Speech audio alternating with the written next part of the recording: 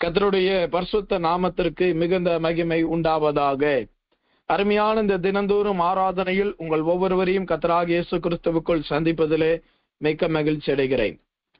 நாம் தொடர்ந்து தேவனுடைய வல்லமைகளை குறித்து நாம் தியானித்துக் கொண்டு வருகிறோம். தேவனுடைய அபிஷேகம் ஒரு வல்லமையை வெளிப்படுத்துகிறது. எந்த ஒரு மனிதருக்குள் அபிஷேகம் இருக்கிறதோ அவர்கள் வல்லமை உள்ளவர்களாய் இருப்பார்கள் என்பதை கடந்த சில நாட்களாய் சொல்லிக் கொண்டு வருகிறேன். நாம் ஏற்கனவே ஒத்னியேலின் அபிஷேகம் எப்படிப்பட்டது என்பதை குறித்து கேட்டறிந்திருக்கிறோம்.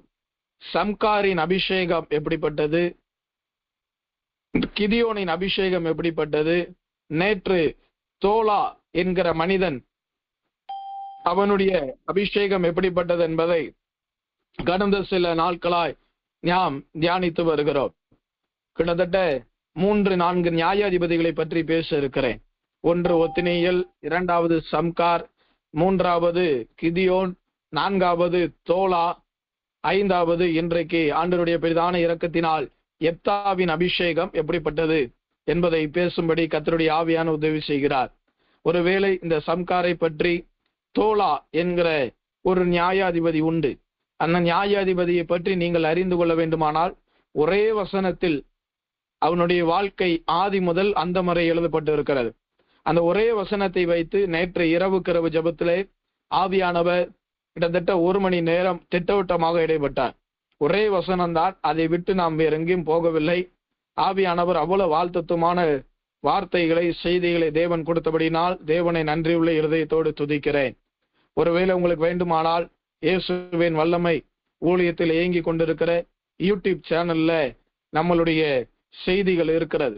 நேற்று இரவு செய்தி, அது மாத்திரம் சம்கார், கிதியோனின் அபிஷேகம், இப்படி ஒவ்வொரு நியாயாதிபதிகளை பற்றி தெளிவான ஆழ்த்தத்துவமான செய்திகளை ஆண்டவர் தந்திருக்கிறார்.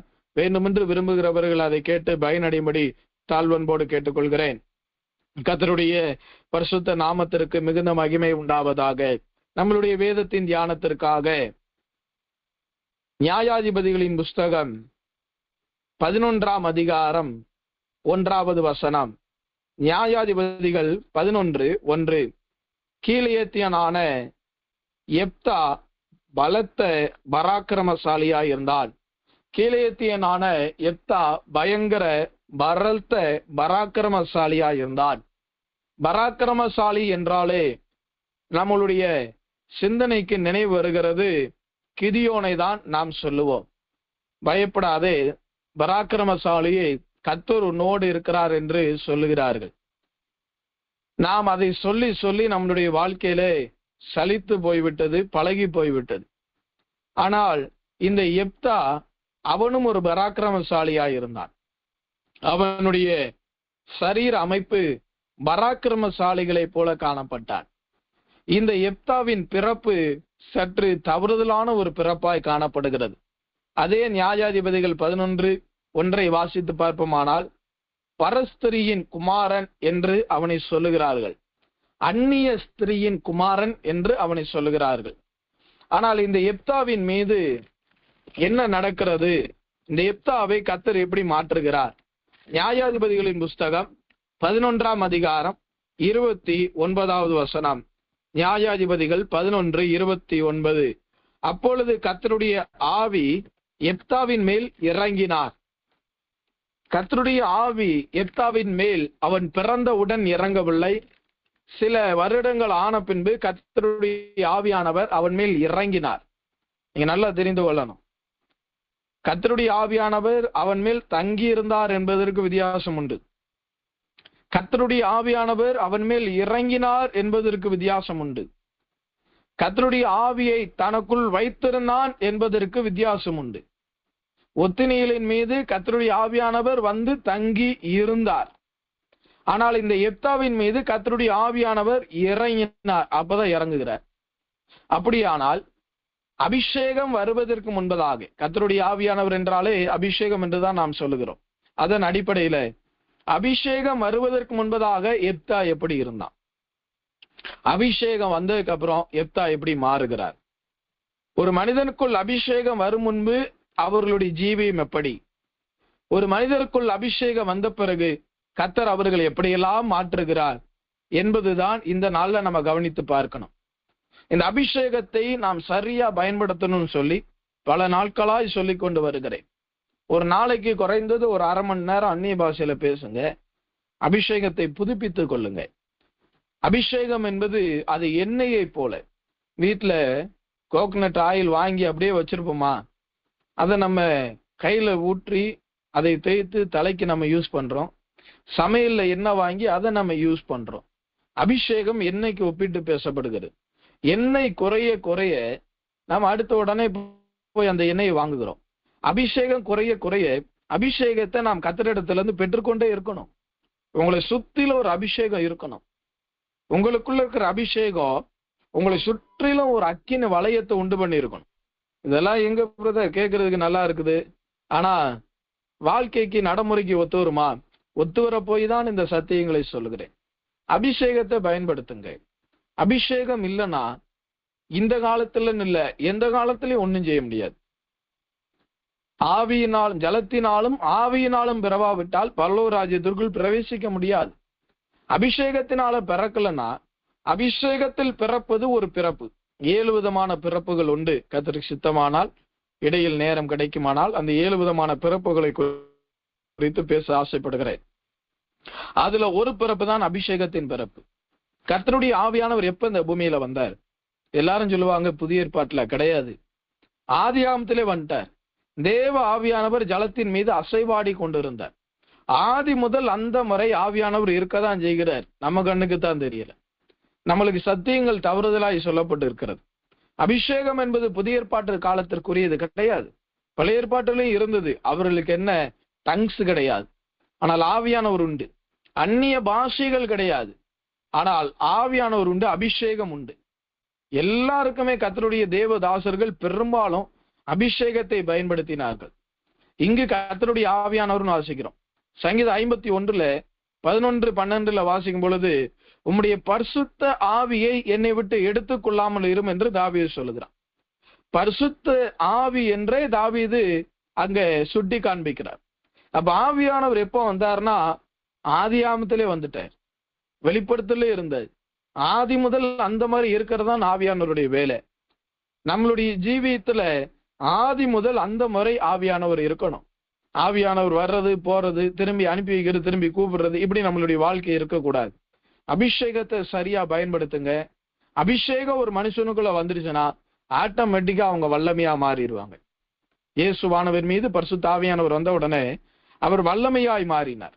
ஸ்தேவானை பரிசுத்த ஆவியினால் நிறைத்தபடினால் அவர்கள் வல்லமையா இருந்தாங்க. கிதியோனின் மீது ஆவியானவர் வந்தபடினால் அவன் வல்லமையாய் மாறினான். சிம்சோனின் மீது ஆவியானவர் வந்தோடனே அவங்க வல்லமையா மாறுறாங்க. இந்த எப்தாவின் மீது ஆவியானவர் வந்தவுடன் என்ன நடந்தது? அதற்கு முன்னாடி அபிஷேகம் பெறுவதற்கு முன்பதாக எப்தாவின் வாழ்க்கை எப்படி இருந்தது? முதலாவது, ஒன்றன் பின் ஒன்றாய் சொல்லுகிறேன், கவனித்து கேளுங்கள். மீண்டும் தலைப்பை சொல்லுகிறேன். அபிஷேகத்திற்கு முன்பு எப்தா, அபிஷேகத்திற்கு பின்பு எப்தா எப்படிப்பட்டவன்? முதலாவது, அபிஷேகத்திற்கு முன்பு எப்தா எப்படி இருந்தார்? இந்த எப்தானாலே நம்மளுக்கு பொருத்தனாதான் ஞாபகம் வரும். ஆனால் இன்னைக்கு அதை மேன்மைப்படுத்தி நம்ம பேச போறது கிடையாது. ஆனால் இந்த அபிஷேகத்திற்கு முன்பதாக எப்தா எப்படி இருந்தான்? நம்மளுடைய வாழ்க்கை இதோடு நீங்கள் ஒப்பிட்டு பாருங்க. நம்மளுடைய ஜீவியத்தை இந்த அபிஷேகத்தோடு இந்த வார்த்தையோடு ஒப்பிட்டு பாருங்கள். சோத்திரத்தோடு ஜபத்தோடு இந்த வார்த்தையை கேளுங்க. கர்த்தர் உங்களை ஆசீர்வதிப்பார். அபிஷேகத்திற்கு முன்பு எப்தா எப்படிப்பட்டவன்? ஃபர்ஸ்ட் பாயிண்ட், நியாயாதிபதிகளின் புஸ்தகம் 11ஆம் அதிகாரம் 1வது வசனம். நியாயாதிபதிகளின் புஸ்தகம் 11:1. கீலேயத்தின் எப்தா பலத்த பராக்கிரமசாலியா இருந்தான், அவன் பரஸ்திரியின் குமாரன் என்று வேதம் சொல்லுகிறது. இந்த பரஸ்திரி என்பது எதை காண்பிக்கிறது? பரஸ்திரி என்பது பாவத்தின் மகன் என்று ஒரு வார்த்தை உண்டு. அபிஷேகம் வருவதற்கு முன்பதாக அவன் பாவத்தின் மகனாய் காணப்பட்டான். பாவத்திலே வசிக்கிற ஒரு பிள்ளையாய் காணப்பட்டவன் தான் இந்த எப்தா. நம்மளுடைய வாழ்க்கையில அபிஷேகம் வருவதற்கு முன்பதாக நம்மளுடைய ஜீவியங்கள்ல பலவிதமான பாவத்திற்கு நாம் அடிமைப்பட்டு இருந்தோம். பலவிதமான அந்நிய காரியங்களுக்கு நாம் அடிமைப்பட்டு இருந்தோம். பலவிதமான உலக பிரகாரமான காரியங்களுக்கு நாம் அடிமைப்பட்டு இருந்தோம். பரஸ்திரியின் மகன் என்பது ஒரு தவறுதலான ஒரு ஸ்திரீ, அதனாலதான் அந்நிய ஸ்திரீ என்று சொல்லுகிறார்கள். அப்ப பாவம் உடையவனாய், பாவத்திற்கு குறியவனாய் இந்த எப்தாவின் ஜீவியம் காணப்பட்டது. நம்மளுடைய வாழ்க்கையும் கூட அபிஷேகத்திற்கு முன்பதாக, நம்மளுடைய ஜீவியம் கூட அபிஷேகத்திற்கு முன்பதாக பாவ சேற்றில் சிக்குண்ட வாழ்க்கையாய் கிடந்தது. எனவேதான் நாம் வேதத்திலே வாசிக்கிறோம், நீங்கள் முன்பதாக சத்துருக்களும் அந்நியரும் பரதேசிகளுமாய் காணப்பட்டீர்கள், தேவனுக்கு தூரமானவர்களாய் இருந்தீர்கள் என்று வேதம் சொல்லுகிறது. அப்படியானால் நம்மளுடைய வாழ்க்கை ஆண்டவருக்கு ஒரு காலத்துல சத்துருவை போல இருந்தது. நம்மளுடைய ஜீவியம், நம்மளுடைய வாழ்க்கை, நம்மளுடைய செயல்பாடு அபிஷேகத்திற்கு முன்பதாக சத்துருக்களுடைய ஜீவியமாய் காணப்பட்டது. கொலோசியர் 1:21 வாசித்து பார்ப்பீர்களானால், கொலோசியர் 1:21 சோதரம், முன்னே அந்நியராயும் துர்க்கிரியைகளினால் மனதிலே சத்துருக்களாயும் இருந்த உங்களையும் பரிசுத்தராகவும் குற்றமற்றவர்களாகவும் கண்டிக்கப்படாதவர்களாகவும் தமக்கு முன்பாக நிறுத்தும்படி, முன்னே அந்நியராயும் துர்க்கிரியைகளினால் மனதிலே சத்துருக்கள், 3 காரியம் நம்மளுடைய ஜீவியத்திலே காணப்பட்டது. கவனமாய் கவனியுங்கள். அபிஷேகம் வருவதற்கு முன்பதாக எப்தா பரஸ்திரியின் மகன். அபிஷேகம் வருவதற்கு முன்பதாக, இந்த ரட்சிப்பின் அனுபவம் அபிஷேகத்தின் மூலமாய் வருவதற்கு முன்பதாக நாம் பாவத்திற்கு உரியவர்களாயிருந்தோம், துர்க்கிரியைகளுக்கு உரியவர்களாயிருந்தோம், தேவனுடைய ராஜ்யத்திற்கு அந்நியராயிருந்தோம், தேவனுடைய அன்பிற்கு அந்நியராய் காணப்பட்டோம், ஆண்டவருக்கு நாம் சத்துருக்களாய் காணப்பட்டோம். இந்த அபிஷேகம் வருவதற்கு முன்பதாக எப்தா பரஸ்திரியின் மகன் என்று சொல்லப்பட்டது போல நாம் பாவத்தின் பிள்ளையாயிருந்தோம். தாவீது என்ன சொல்லுகிறார்? என் தாய் என்னை பாவத்திலே கற்பந்தரித்தாள், நான் பாவத்திலே நான் துர்க்குணத்திலே உருவானேன், என் தாய் என்னை பாவத்திலே கற்பந்தரித்தாள். எனவேதான் நான் சொல்லுவேன், இந்த உலகத்துல இருக்கிற பிறந்த நாட்களை கொண்டாடக்கூடாது. என்னை பொறுத்தளவு அதை கொண்டாடக்கூடாதுன்னு அது செய்கிறது கிடையாது. ஏன் அப்படின்னா, பாவத்தில் பிறந்த நாள் தான் பிறந்த நாள், அதை போய் கொண்டாடலாமா? சிலர் சொல்லுவாங்க, கர்த்தர் இந்த வருடத்தை கொடுத்தார் கொண்டாடலாம், அது அவர்களுடைய மனப்பான்மை, அதுல நான் தலையிடுவதில்லை. ஆனால் ஆண்டவர் எனக்கு கற்றுக் கொடுத்த சத்தியத்திற்கு உண்மையா இருக்க பிரயாசப்படுகிறேன். என் தாய் என்னை பாவத்திலே கற்பந்தரித்தால் துர்க்குணத்துல உருவானேன். துர்க்குணத்துல உருவான அந்த நாளை போய் நம்ம செலிப்ரேட் பண்ணலாமா? அப்படி பண்ணக்கூடாது. எனக்கு அருமையான தேவனுடைய ஜனமே, பாவத்தில் பிறந்ததுதான் நம்மளுடைய ஜீவியம். ஆனால் என்றைக்கு அபிஷேகம் வந்ததோ, நம்மளை மீண்டும் கர்த்தர் பாவத்திலிருந்து பரிசுத்தத்திலே கர்த்தர் பிறக்க வைக்கிறார். எப்தாவிற்குள் அபிஷேகம் வருவதற்கு முன்பதாக முதலாவது அவன் பாவத்தின் மகனாய் இருந்தான். அபிஷேகம் நமக்குள் வருவதற்கு முன்பதாக, பரிசுத்த ஆவியில் பிறப்பதற்கு முன்பதாக, பரிசுத்த ஆவி என்பது, அபிஷேகம் என்பது அது ஒரு வகையான பிறப்பு. அபிஷேகத்துல பிறப்பதற்கு முன்பதாக நாம் துர்க்கிரியை செய்கிறவர்களாய் இருந்தோம், மனதிலே ஆண்டவருக்கு சத்துருக்களாய் இருந்தோம், தேவனுடைய ராஜ்யத்திற்கும் தேவனுடைய அன்புக்கும் அந்நியராய் இருந்தோம். இதெல்லாம் அபிஷேகத்திற்கு முன்பு. 2வது, இந்த அபிஷேகம் கர்த்தருடைய ஆவியானவர் எப்தாவின் மீது வருவதற்கு முன்பதாக அவன் எப்படிப்பட்டவனாய் இருந்தான்? அதே நியாயாதிபதிகள் 11:2 சொல்லுகிறது, கீலேயத்தின் மனைவியும் அவனுக்கு குமாரர்களை பெற்றால், அவன் மனைவி பெற்ற குமாரர் பெரியவர்களான பின்பு அவர்கள் எப்தாவை நோக்கி, உனக்கு எங்கள் தகப்பன் வீட்டிலே சுதந்திரம் இல்லை, தகப்பன் வீட்டில் சுதந்திரம் இல்லை, அதாவது எதிலும் அவனுக்கு உரிமை பாராட்ட முடியாது. இந்த அபிஷேகம் வர்றதற்கு முன்னாடி ரட்சிக்கப்பட்டாச்சு.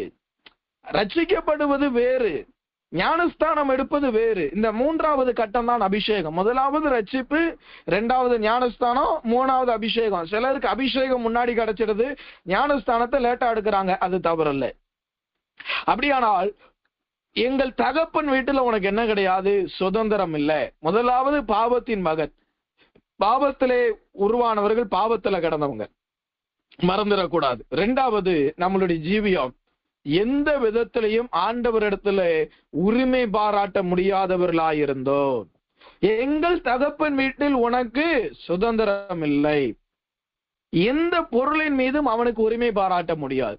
எந்த காரியத்தின் மீதும் அவனுக்கு உரிமை பாராட்ட முடியாது. சொத்துக்களின் மீது, ஆஸ்தியின் மீது, ஐஸ்வர்யத்தின் மீது, தன்னோடு பிறந்த சகோதரர்கள் மீது கூட அவனுக்கு உரிமை பாராட்ட முடியாது.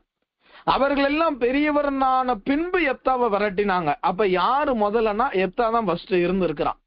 எப்தா தான் முத பிள்ளைய போல இருந்திருக்கிறான். இவங்க எல்லாம் வளர்ந்து வந்த பிறகுதான் எப்தாவை துரத்துறாங்க. அப்ப எப்தா தான் ஃபர்ஸ்ட். முதல்லயே ரட்சிக்கப்பட்டோம், ஆனா நம்மளுக்கு உரிமை இல்லை. காரணம் என்ன தெரியுமா? அபிஷேகம் இல்லை. கர்த்தருடைய அபிஷேகம் நம்ம மேல வந்த உடனே கர்த்தர் நம்மளுக்கு உரிமை தருகிறார். சகல அதிகாரமும் உனக்கு கொடுக்கப்பட்டு இருக்கிறது. ஆண்டவர் சொல்லுகிறார், சத்துருவின் வல்லமை ஒன்றும் உங்களை சேதப்படுத்தாது. காரணம் என்ன? என் அதிகாரத்தை உங்களுக்கு கொடுத்திருக்கிறேன், என்னுடைய வல்லமையை உனக்கு கொடுத்திருக்கிறேன். அபிஷேகம் என்பது தேவனுடைய வல்லமையின் மீது உரிமை பாராட்டக்கூடியது. ஆண்டவருடைய நாமத்தை நீங்கள் உரிமை பாராட்டலாம். சீசர்களால் ஏன் பிசாசை விரட்ட முடியாம போச்சு தெரியுமா? ஆவியை விரட்டினாங்க, ஆனா பிசாசை விரட்ட முடியல. காரணம் என்ன தெரியுமா? அபிஷேகம் இல்ல. என்னைக்கு சீசர்களுக்கு அபிஷேகம் வந்ததோ, இவங்க விரட்டுறாங்களோ இல்லையோ, அது இவங்களை பார்த்து ஓட ஆரம்பிச்சிருச்சு. ஏன்னா இவர்களுக்கு உரிமை பாராட்டக்கூடிய அந்த கெப்பாசிட்டி இவங்களுக்கு கர்த்தர் கொடுத்துட்டாரு. அபிஷேகம் ஆண்டவருடைய நாமத்தின் மீது உரிமையை கொடுக்கிறது. அபிஷேகத்திற்கு முன்பதாக இந்த எப்தாவிற்கு எதன் மீதும் உரிமை கிடையாது. வாழ்க்கையில இன்றைக்கு உரிமையை இழந்து போய் இருப்பதற்கு காரணம் என்ன? நம்மளுடைய ஜீவியத்திலும் இன்றைக்கு உரிமையை இழந்து போய் இருப்பதற்கு காரணம் என்ன? தேவனுடைய வல்லமையை இழந்து போய் இருப்ப காரணம் என்ன தெரியுமா? அபிஷேகத்தை இழந்துட்டோம். என் தகப்பின் வீட்டில் உனக்கு சுதந்திரம் கிடையாது, உனக்கு உரிமை கிடையாது, ஒன்றும் கிடையாது, எதன் மீதும் அதிகாரம் கிடையாது. ஆண்டவர் சொன்னார், சகல அதிகாரமும் எனக்கு கொடுக்கப்பட்டிருக்கு, நான் அதை உங்களுக்கு தருகிறேன். எப்பொழுது கிடைக்கிறது? அபிஷேகத்தின் மூலமாக தான் நாம் அவைகளை பெற்றுக்கொள்ள முடியும். ஆண்டவருடைய அபிஷேகம் இல்லைன்னா சத்துருக்கள் உங்களை பார்த்து பயப்படாது. அது உங்களை நகைக்கும், ஏளனம் செய்யும், உங்களை பரியாசம் செய்யும், உங்கள் மீது கோபம் கொள்ளும், உங்களை நகைக்கும். அபிஷேகம் வந்துடுச்சுன்னா அது உங்களை பார்த்து நடுநடுங்க ஆரம்பிச்சிடும். சிறு வயதிலே நடந்த ஒரு சம்பவம் எனக்கு நினைவுக்கு வருகிறது. என் தாயார் ஒரு இடத்துல, என் தகப்பனார் ஊழியத்தை முடிச்சுட்டு வந்தப்ப சற்று பலவீனத்தினால அடுத்த நாள் காலையிலே போகணும். நைட் 2 மணிக்கு தான் வந்தாங்க, போக முடியல. சற்று பலவீனம், பேக் பெயின் வந்ததுனால போக முடியல. அடுத்த நாள் அம்மாவை கூப்பிட்டு, நீ போய் நடத்திட்டு வாமான்னாங்க. இவங்க நடத்த போயிருக்கிறாங்க. நடத்த போன இடத்துல நல்லா ஜெபிக்கக்கூடிய ஒரு தாயார். அப்ப நடத்த போன இடத்துல கூட ஒரு சகோதரர், ஒரு வயது நேர்மையினா ஒருத்தரை கூட துணைக்கு அனுப்பி வைத்திருந்தாங்க. அந்த காலத்துல தனியா போயிட்டு வருவது கொஞ்சம் கஷ்டம். அப்ப கூட போயிட்டு வந்திருந்தாங்க. அப்ப கூட போனப்ப அந்த சகோதரர் டப்புன்னு என்ன பண்ணிட்டாரு, இவங்க மீட்டிங் நடத்தி முடித்த உடனே ஒவ்வொரு காய் ஜெபிக்கணும்னாங்க. ஜெபிக்க சொல்லி தாயார் ஜெபித்து கொண்டு இருக்கும்போது ஒரு சகோதரர் ஒரு பேய் ஆடிக்கிட்டு இருந்ததை பார்த்து டக்குன்னு போய் தலையில கை வச்சுட்டாரு. யோசிக்கவே இல்லை, இவரா வச்சாரா எதனால வச்சாருன்னு தெரியல, இவரா போய் டப்புன்னு வச்சுட்டாரு. நடந்தது நான் கேள்விப்பட்டது, அவர் டை கட்டி இருப்பார். அதனால அந்த டையெல்லாம் கட்டி மீட்டிங் போறது ரொம்ப மென்மையா இருக்கும். அப்ப அந்த டைய பிடிச்சி ஒரே அடிதான், காத்தோட ஒரு அடி போய் உக்காந்துட்டு. காரணம் என்ன தெரியுமா? அபிஷேகம் இல்லை. இவங்களுக்கு அங்க இருக்க எல்லாருக்கும் பயம், திகைத்து போயிட்டாங்க. ஆனா அம்மா போய் ஜெபிக்க ஆரம்பித்த உடனே பைபிளை தூக்கி தலையில வச்சாங்க. ஐயோயோ மெர்சி வாரால், ஐயோயோ நல்ல கழிச்சு அங்க இருக்கிற படியில உருண்டு பிறண்டு வாசல் வரைக்கும் ஓடினது. அவங்களுக்கு நல்ல அந்த சத்துருக்களை விரட்டக்கூடிய அந்த கிருபையை, அபிஷேகத்தை தேவன் அதிகமாய் கொடுத்திருந்தார். ஏன் சொல்லுகிறேன்? அபிஷேகம் உங்களுக்குள்ள எனக்குள்ள இல்லைன்னா சத்துருக்களின் மீது உங்களால என்னால உரிமை பாராட்ட முடியாது. ஆண்டவருடைய ராஜ்யத்தின் மீது உரிமை பாராட்ட முடியாது. நம்மளுக்கு சுதந்திரம் இல்லை, நம்மளுக்கு அதுல பங்கும் இல்லை, பாத்திரமும் இல்லை. காரணம் என்ன? கர்த்தருடைய ஆவியானவர் நம்ம மேல இல்ல. இந்த எப்தாவின் மீது ஆவியானவர் இல்லாததுனால அவன் சுதந்திரத்தை இழந்தவனாயிருந்தான், அதிகாரத்தை இழந்தவனாயிருந்தான். இன்னைக்கு அதிகாரத்தை இழந்திருக்கிறீங்களா? சுதந்திரத்தை இழந்திருக்கிறீங்களா?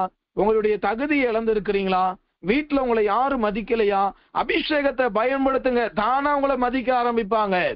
சத்துரு உங்களை பார்த்து தானா பயப்படும். என்னை மதிக்கல நீங்க சொல்லாதீங்க. யாரு என்னை மதிக்கலன்னா கவலையே பட மாட்டேன். காரணம் என்ன தெரியுமா? சிறியவனை புழுதியிலிருந்து எடுத்து எளியவனை குப்பையிலிருந்து தேவன் உயர்த்துகிறார்.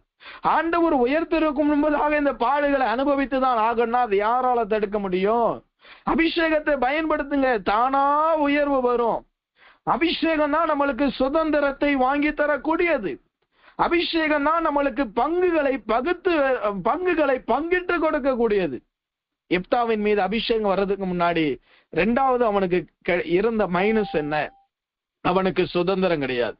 எந்த காரியத்திலையும் அவனுக்கு சுதந்திரம் கிடையாது, பங்கும் கிடையாது, பாத்திரமும் கிடையாது. அவனை ஒண்ணுமில்லாம உட்கார வச்சிருந்தாங்க. சின்ன பிள்ளையில விளையாட்டு உப்புக்கு சப்பானின்னு சொல்லுவாங்க, அந்த மாதிரி ஒண்ணுமில்லாம அவனை உட்கார வச்சிருந்தாங்க. இது அபிஷேகத்திற்கு முன்பதாக எப்தாவுக்கு கிடைத்த இரண்டாவது மைனஸ். மூன்றாவது, அதே நியாயாதிபதிகள் அதே 11ஆம் அதிகாரம் அதே 2வது வசனம் கடைசி வார்த்தை, அவனை துரத்தினார்கள். பாருங்க, அவன் என்ன செய்யறாங்க? துரத்துறாங்க. கவனிங்க ஆண்டவருடைய வார்த்தையை, அவனை துரத்தினார்கள். சத்துரு எத்தனை நாள் தான் உங்களை துரத்திக்கிட்டே இருப்பான்? வியாதி எத்தனை நாள் தான் உங்களை துரத்திக்கிட்டே இருக்கும்?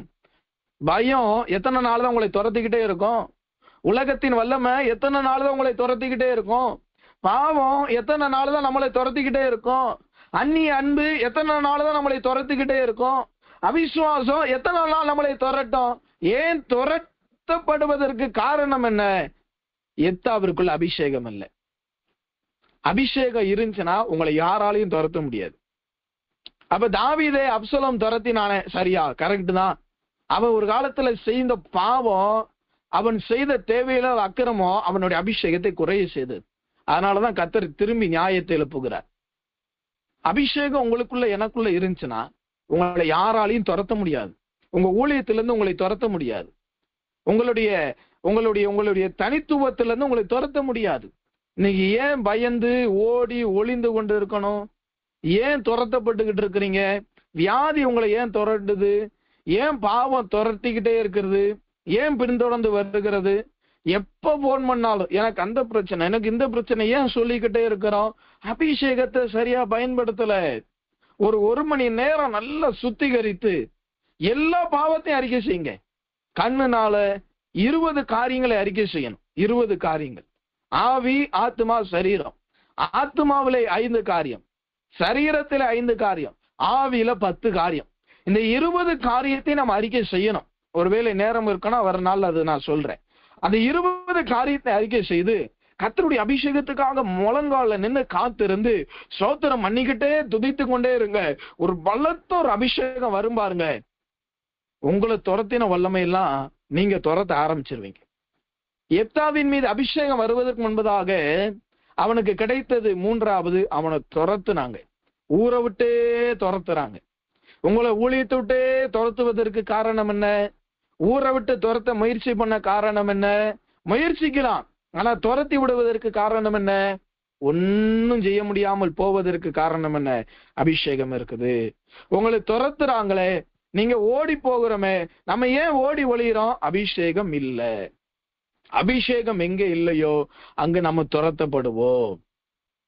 தேவனுடைய அபிஷேகம், தேவனுடைய அந்த ஒளி ஆதாமையும் ஏவாளையும் விட்டு எடுக்கப்பட்ட உடனே அவர்கள் ஏதேன் தோட்டத்திலிருந்து துரத்தப்பட்டார்கள். கர்த்தரே துரத்தி விடுகிறார். அபிஷேகம் இருந்துச்சுன்னா உங்களுடைய சிங்காசனம் உறுதிப்படும், உங்களுடைய ஊழியம் உறுதிப்படும். இது அபிஷேகம் இல்லாததுனால எப்தாவிற்கு கிடைத்த மூணாவது மைனஸ் பாயிண்ட் என்ன அப்படின்னா, அவனை துரத்தினாங்க. நாலாவது, அபிஷேகத்திற்கு முன்பதாக எப்தா எப்படி இருந்தான்? முதலாவது அவன் பாவத்தின் மகன். ரெண்டாவது, எதன் மீது அவனுக்கு அதிகாரமும் இல்ல, உரிமையும் இல்ல, பங்கும் இல்ல, பாத்திரமும் கிடையாது. மூணாவது, துரத்தப்பட்டவன். நாலாவது, அதே நியாயாதிபதிகள் அதே 11ஆம் அதிகாரம் அதே 3வது வசனம் சொல்லுகிறது, வீணரான மனுஷர் எத்தாவோடு கூட்டம் கூடிக்கொண்டு வீணரோடு தன்னுடைய வாழ்க்கையை வைத்திருந்தான். அபிஷேகம் நமக்குள்ள இல்ல அப்படின்னா, ஏற்கனவே கொலோசியர் 1:21 சொன்னது போல, முன்னே அந்நியரும் பரதேசிகளும் மனதிலே சத்துருக்கள். யார் இவங்க? வீணரானவர்கள். ஆண்டவருடைய ஊழியத்தை செய்யாம சும்மா அங்கேயும் இங்கேயும் சுத்தி கொண்டு இருப்பது, அங்கேயும் இங்கேயும் போய் பேசுகிறது, அங்க கொஞ்ச நேரம் இங்க கொஞ்ச நேரம் போய் உட்கார்ந்து இருப்பது. ஏன் வெட்டியாவே இருக்கிறேன்னு கேட்கிறாங்களே, காரணம் என்ன? அபிஷேகத்தை சரியா பயன்படுத்தல. அபிஷேகம் உங்களுக்குள்ள எனக்குள்ள இருக்குமானால் அவர் வரும்பொழுது சகல சத்தியத்தோடும் சகல ஞானத்தோடும் உங்களை வழி நடத்துவார். அபிஷேகம் சகலத்தையும் போதிக்கும் என்று வேதம் சொல்லுகிறது. இன்னும் உலக பாஷையில சொல்லணும்னா வெட்டி பசங்களோட ஏன்டா சுத்திக்கிட்டு இருக்கன்னு கேட்பாங்க. அவனுக்கே ஒண்ணும் இல்ல, அவனே ஒரு வீணா போனவன் சொல்லுவாங்க. இன்னைக்கு அபிஷேகம் எப்தாவிற்குள்ள வர்றதுக்கு முன்னாடி அவனுடைய ஐக்கியம் வீணர்களோடு வெட்டி பசங்களோடு இருந்தது. ஒன்றுமில்லாதவனோடு இருந்தது. கிருபை இல்லாதவனோடு, அபிஷேகம் இல்லாதவனோடு, வல்லம் இல்லாதவனோடு, சத்தியம் இல்லாதவனோடு, அரட்டடிக்கிறவர்களோடு, பரியாசம் செய்கிறவர்களோடு ஏன் ஐக்கியம் வைத்திருக்கிறோம்? ஒருவேளை ஐக்கியம் வைக்கலன்னா நல்லது. இந்த எப்தாவின் ஐக்கியம் ஒரு காலத்தில் எப்படி இருந்துச்சுன்னா வெட்டி பசங்களோடு இருந்தது. இதை வாசித்து போகும்போது ஆச்சரியமா இருக்கிறது. எப்தானாலே பொருத்தனை செய்தான், பிள்ளைய வெட்டினா, இதுதான் நம்ம கேள்விப்பட்டிருக்கோம், பேசி இருக்கிறோம். ஆனால் ஆண்டவர் சொல்லுகிறார், ஒரு காலத்துல அவனுடைய ஐக்கியம் வீணரோடு இருந்தது. இதெல்லாம் தேவையா? அபிஷேகம் வர்றதுக்கு முன்னாடி நம்ம கூட ஏரியால எத்தனையோ பசங்களோட சுத்திக்கிட்டு இருந்தோம், எத்தனையோ தோழர்களோடு தோழிமார்களோடு ஐக்கியம் வைத்திருந்தோம், எத்தனையோ உலகத்தின் மனிதர்களோடு வீணா பேசிக்கிட்டு இருந்தோம். வீண் பேச்சுகளுக்கு கணக்கு கொடுக்கணும் கர்த்தரே எச்சரிக்கிறார். அபிஷேகம் வந்துருச்சுன்னா நீங்க வீணா எந்த இடத்துக்கு போக மாட்டீங்க. உங்களுடைய பேச்ச அபிஷேகம் கண்ட்ரோல் பண்ணும். பேசாத, அமைதியாது. மூடன் தன் இருதயத்தை வெளிப்படுத்துகிறான். இந்த சிம்சோனை பாருங்களேன், அபிஷேகம் வரும் போகும், ஆவியானவர் வர்றாரு போறாரு. அதனால அவன் என்ன செய்தான் தெரியுமா? கொஞ்ச நாள் தகப்பன் வீட்டுல இருப்பான், கொஞ்ச நாள் மாமனார் வீட்டுல மாமியார் வீட்டுல இருப்பான், அடுத்து கொஞ்ச நாள் பாத்தீங்கன்னா பள்ளத்தாக்குல போய் பதுங்கி இருப்பான், அடுத்து கொஞ்ச நாள் பாத்தீங்கன்னா எங்க போவாப்புல? காசாவுக்கு போயிருவாப்புல.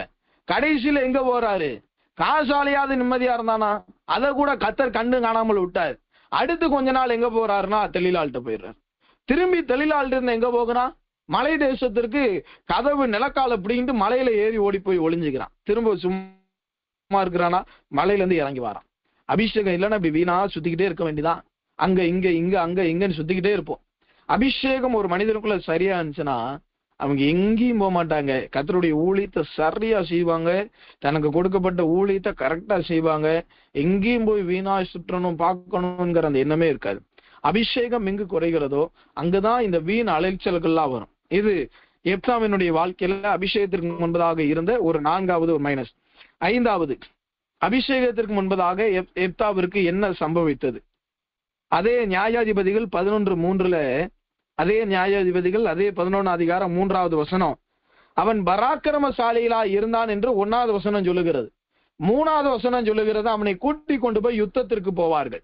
இவன் பராக்கிரமசாலியா இருக்கிறதுனால, நல்ல ஜிம்பாடியா இருக்கிறதுனால இவனை கொண்டு போய் சண்டை போடுறாங்க, இவனை வச்சு ஜெயம் எடுத்துக்கிறாங்க. ஆனால் இவனுக்கு அதனால எந்த யூஸும் கிடையாது. உங்களை அநேகர் பயன்படுத்தி கொண்டது ஒரு காலம், உங்களை அநேகர் யூஸ் பண்ணிக்கிட்டு இருந்தது ஒரு காலம், உங்களை அநேகர் உங்களிடத்துல இருந்து நன்மையை வாங்கி கொண்டது ஒரு காலம். நீங்க இல்லாம அவங்களால ஒரு வேலையும் செய்ய முடியாது. நீங்க போவீங்க, அவங்களுக்கு நடக்காத காரியம்லாம் நடந்துடும், ஆனா நம்மளுக்கு ஒண்ணுமே நடக்காது. இது என்ன? அவங்களுக்கெல்லாம் நடக்குது, எனக்கு நடக்க மாட்டேங்குது. என்னது இது? காரணம் என்ன தெரியுமா? ஆண்டவர் அதுக்கு விடை தருகிறார். அபிஷேகத்தை தொலைச்சிட்டீங்க, அபிஷேகத்தை குறைச்சிட்டோம். கர்த்தருடைய ஆவியானவர் நம்மளை விட்டு வெளியில போய் நிக்கிறாரு. நான் ஜெபம் பண்றேன் பிரதர், என் கூட இருக்கணும்லாம் அற்புதம் நடக்குது, எனக்கு நடக்கலையே. எப்படி நடக்கும்? ஆவியானவர் தான் வெளியில இருக்கிறாரு, ஆவியானவர் தான் நமக்குள்ள இறங்கலையே. அபிஷேகத்தை தான் தூக்கி ஹேங்கர்ல மாட்டி வச்ச சட்டை மாதிரி கழட்டி போட்டோமே, அப்புறம் எங்கிட்ட ஆவியானவரால கிரியை செய்ய முடியும்?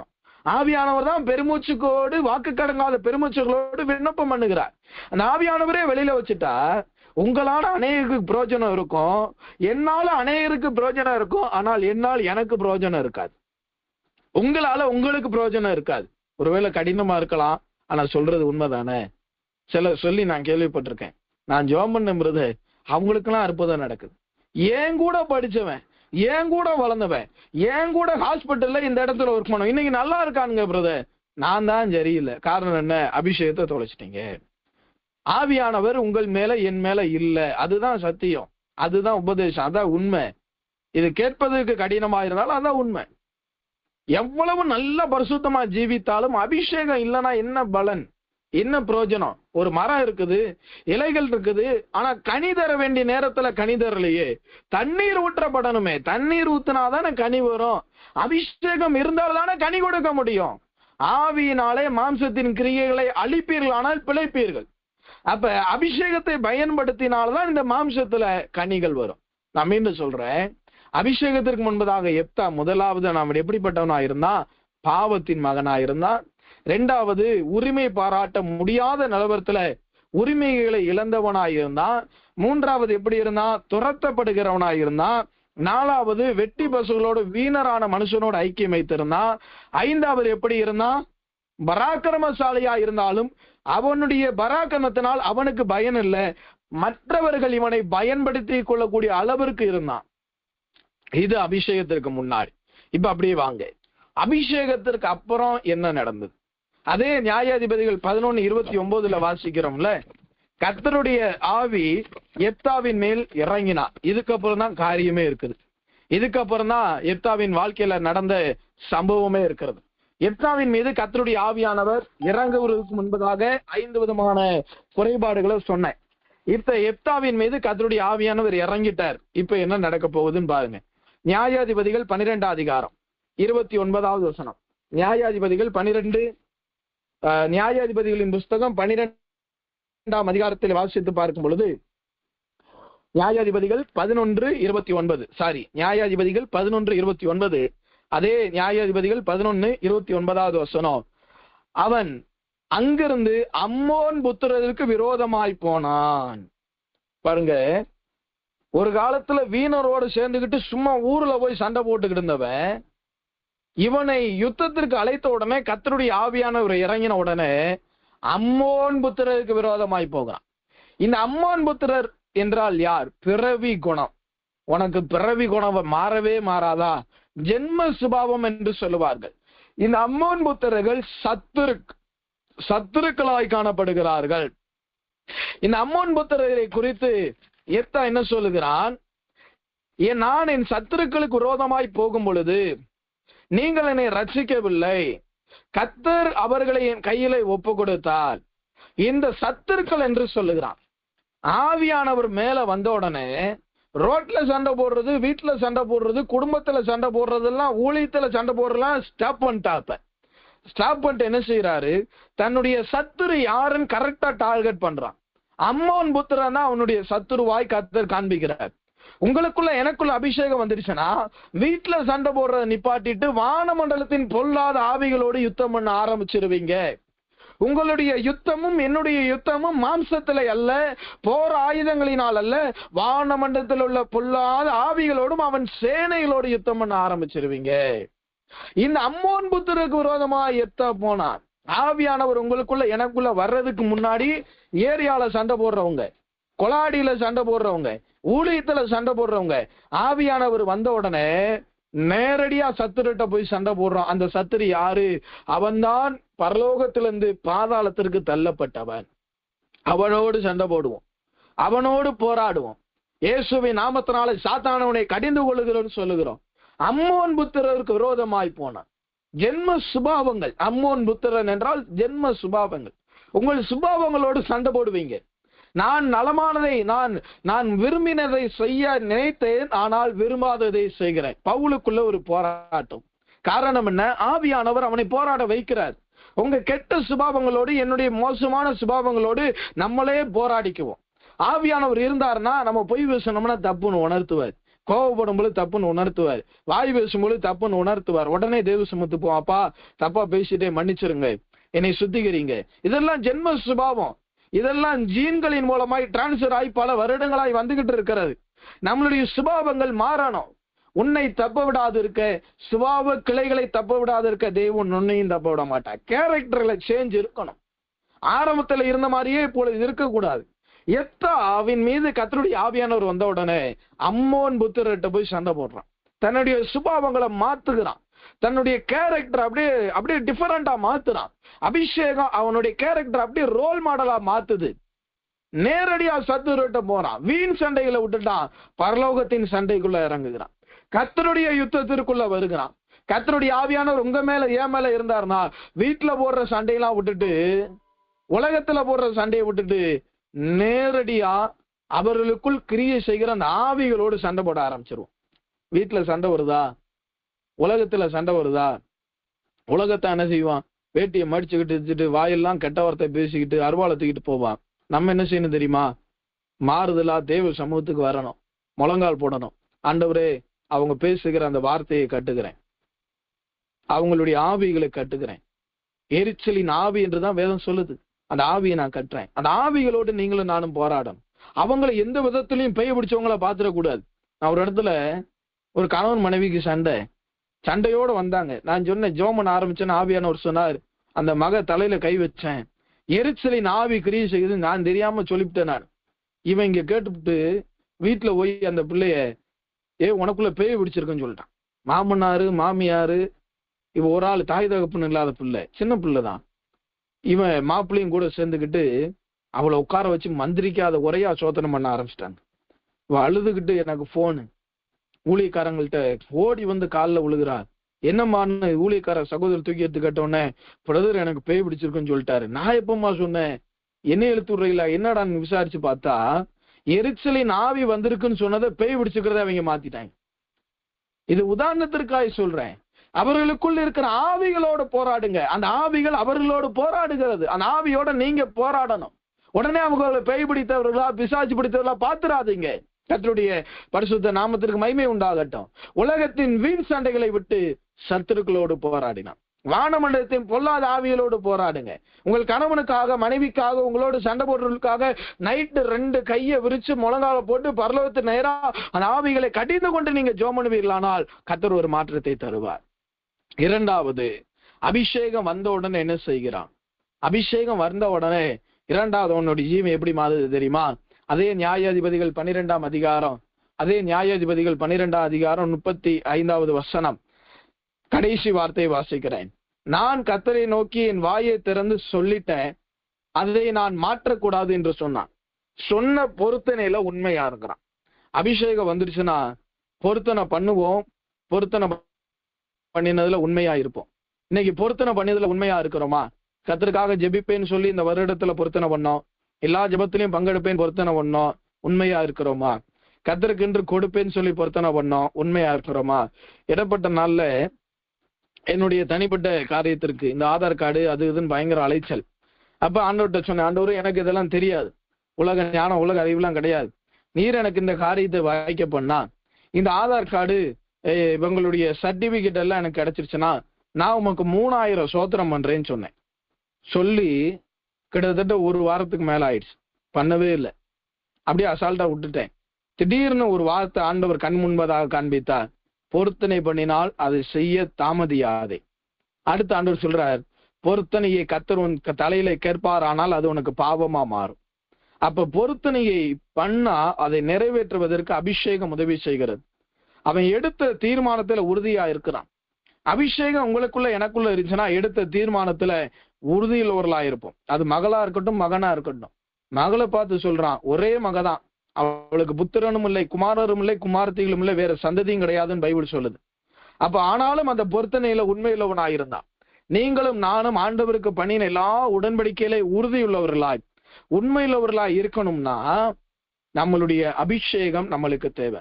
அபிஷேகம் எங்கு இல்லையோ அங்கு உறுதியற்றவர்களாய் காணப்படுவோம். அபிஷேகம் உங்களுக்குள்ள எனக்குள்ள வந்துருச்சுன்னா எல்லா காரியத்திலையும் உறுதியுள்ளவர்களாய் மாறுவோம். இது 2வது. 3வது, அதே நியாயாதிபதிகள் 12ஆம் அதிகாரம் 36வது வசனம். நியாயாதிபதிகள் 12:36, அம்மோன் புத்திரரை உம்முடைய சத்துருக்களுக்கு, அம்மோன் புத்திரராகிய உம்முடைய சத்துருக்களுக்கு நீதியை சரிக்கட்டும் ஜெயத்தை கர்த்தர் உமக்கு கட்டளையிட்டபடியினால் சத்துருக்களுக்கு நீதியை சரி கட்டுகிறான்.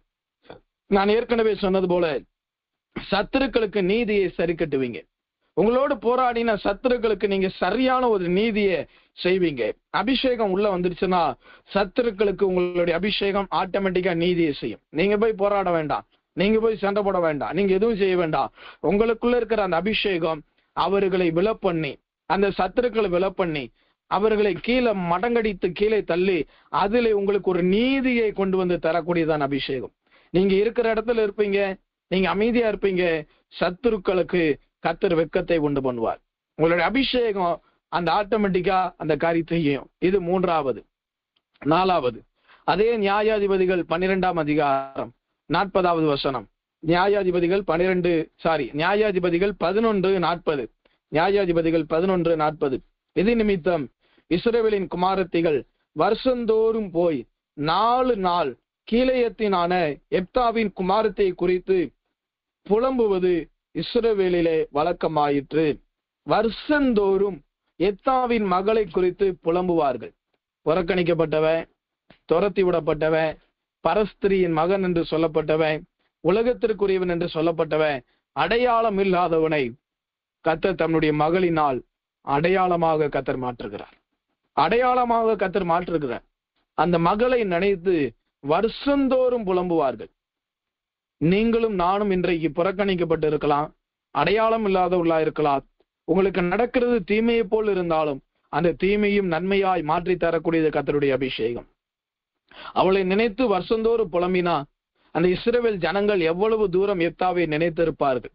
ஒரு காலத்துல எப்தானா யாருனே தெரியாம வாழ்ந்தவங்க. ஆனால் அபிஷேகம் வந்த உடனே கர்த்தர் அவனுக்கு தீமை வந்தாலும், தன் மகளை இழக்க வேண்டிய அந்த தீமையான சூழ்நிலை வந்தாலும் கர்த்தர் அந்த தீமையை எப்தாவிற்கு நன்மையாய் மாற்றினார். அபிஷேகம் தீமையை நன்மையாய் மாற்றக்கூடியது. அபிஷேகம் தீமையை நன்மையினால் வெல்லக்கூடியது. அபிஷேகம் உங்களுக்கு வருகிற எல்லா தீமையையும் நன்மையாய் ஜெயமெடுக்க வைக்கக்கூடியதான் கர்த்தருடைய அபிஷேகம். கடைசியாய் இந்த எப்தா என்ன செய்கிறான்? எப்தா அபிஷேகம் வந்தவுடன் அவன் என்ன செய்கிறான் தெரியுமா? எப்தா இஸ்ரவேலை 6 வருஷம் நியாயம் விசாரித்தான். எப்தா நியாயாதிபதிகள் 12:7. எப்தா இஸ்ரவேலை 6 வருஷம் நியாயம் விசாரித்து பண்பு கீலேயத்தின் எப்தா மரித்து கீலேயத்தில் உள்ள ஒரு பட்டணத்தில் அடக்கம் பண்ணப்பட்டான். அங்கேயே வாழ்ந்தான், அங்கேயே மரித்தான். அடிக்கடி சொல்வது போல கிருபையில் வாழ்ந்து கிருபையில் மரிக்கணும், பரிசுத்தத்தில் வாழ்ந்து பரிசுத்தத்திலே மரிக்கணும். அபிஷேகத்திற்கு முன்பதாக புறக்கணிக்கப்பட்டவன், துரத்தி விடப்பட்டவன், பாவத்தின் மகன் என்று பட்டம் சாற்றப்பட்டவன், ஒன்றிலும் சுதந்திரமும் பங்கும் இல்லாதவனாயிருந்தவன். அவனால் அநேகருக்கு நன்மை உண்டு, ஆனால் அவனுக்கு அவனால் நன்மை இல்லாதவனாய் பேதலித்து போனவன்.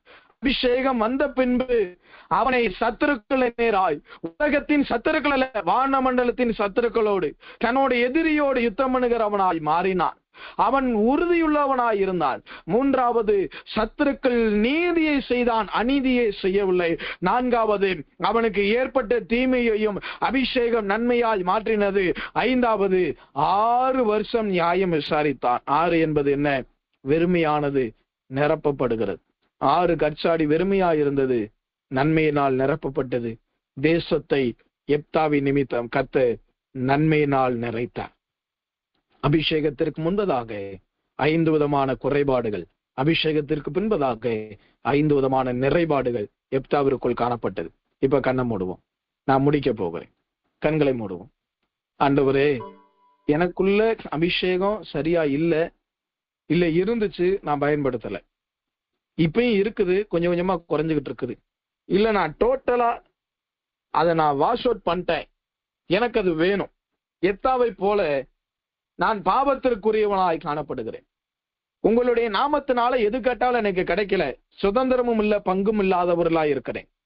என்னை எல்லாரும் துரத்துகிறார்கள், வேலையிலிருந்து ஊழியத்திலிருந்து போற இடத்துலலாம் எனக்கு அவமானமா இருக்கிறது. 4வது, என்னால் அநேகருக்கு ஜெயம் கிடைக்கிறது, ஆனால் எனக்கு ஜெயம் கிடைக்கிற, நான் வீணரானோரோடு உலகத்தின் மனுஷரோடு ஐக்கியம் வைத்துக் கொண்டிருக்கிறேன் என்று வருத்தப்படுகிறீர்களா? கண்களை மூடுவோம். அபிஷேகம் இப்பொழுது வரப்போகிறது. ஆவியானவர் நிரப்ப போகிறார். கண்களை மூடி ஜெபம் பண்ணுமா? நீங்க ஒண்ணு ஜெபம் பண்ணுங்க, இல்ல சோத்திரம் பண்ணுங்க. ஜெபத்துல இருக்கிற எல்லாரையும் கர்த்தர் தம்முடைய கிருபையினால் நிரப்ப போகிறார், தம்முடைய அபிஷேகத்தினால் நிரப்ப போகிறார். மீண்டும் சொல்லி நிறைவு செய்கிறேன். அபிஷேகம் வருவதற்கு முன்பதாக எப்தாவின் வாழ்வை குறைவுள்ளது. அபிஷேகம் வந்த பிறகு தன்னுடைய வாழ்வும் நிறைவுள்ளதாய் மாறினது. அவனால் மற்றவர்களும் ஆசீர்வதிக்கப்பட்டார்கள். அபிஷேகம் உங்களுக்குள் இப்பொழுது வருமானால் நீங்களும் ஆசீர்வதிக்கப்படுவீர்கள், உங்கள் பிள்ளைகளும் ஆசீர்வதிக்கப்படுவார்கள்.